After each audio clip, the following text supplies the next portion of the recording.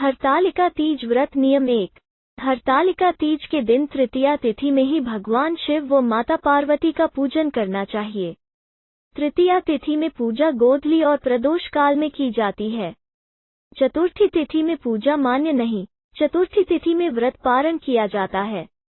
2. नवविवाहिताएं पहले इस तरह को जिस तरह रख लेंगी, हमेशा उन्हें उसी प्रकार इस व्रत को करना होगा। इसलिए इस बात का ध्यान रखना है कि पहले व्रत से जो नियम आप उठाएं उनका पालन करें। अगर निर्जला ही व्रत रखा था तो फिर हमेशा निर्जला ही व्रत रखें। आप इस व्रत में बीच में पानी नहीं पी सकते। 3. हरतालिका तीज का व्रत बार शुरू करने के बाद आपको कम से कम साल भर रखना होगा।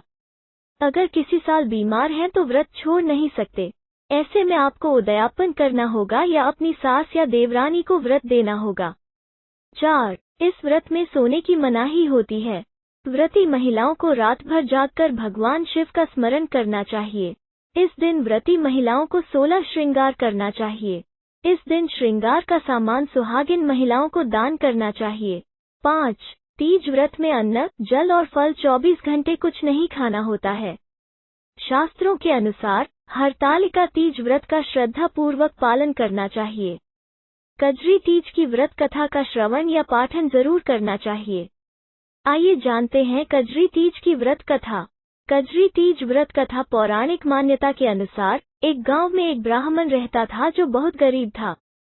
उसके साथ उसकी पत्नी ब्राह्मणी भी रहती थी। इस दौरान भाद्रपद महीने की कजली तीज आई। ब्राह्मणी ने तीज माता का व्रत किया। उसने अपने पति यानी ब्राह्मण से कहा कि उसने तीज माता का व्रत रखा है, उसे चने का सत्तू चाहिए, कहीं से ले आओ। ब्राह्मण ने ब्राह्मणी को बोला कि वो सत्तू कहाँ से लाएगा, सातू कहाँ से लाऊं। इस पर ब्राह्मणी ने कहा कि उसे सत्तू चाहिए, फिर चाहे वो चोरी करे या डाका डालें, लेकिन उसके लिए सातू लेकर आए। रात का समय था। ब्राह्मण घर से निकलकर साहूकार की दुकान में घुस गया। उसने साहूकार की दुकान से चने की दाल, घी, शक्कर लिया और 1.25 किलो तोल लिया। फिर इन सब से सत्तू बना लिया। जैसे ही वो जाने लगा वैसे ही आवाज सुनकर दुकान के सभी नौकर जाग गए। सभी जोर जोर से चोर चोर चिल्लाने लगे। इतने में ही साहूकार आया और ब्राह्मण को पकड़ लिया।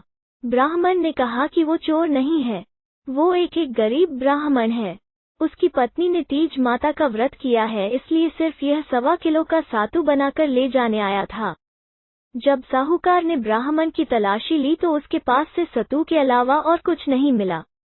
उधर चांद निकल गया था और ब्राह्मणी सत्तू का इंतजार कर रही थी। साहूकार ने ब्राह्मण से कहा कि आज से वो उसकी पत्नी को अपनी धर्म बहन मानेगा।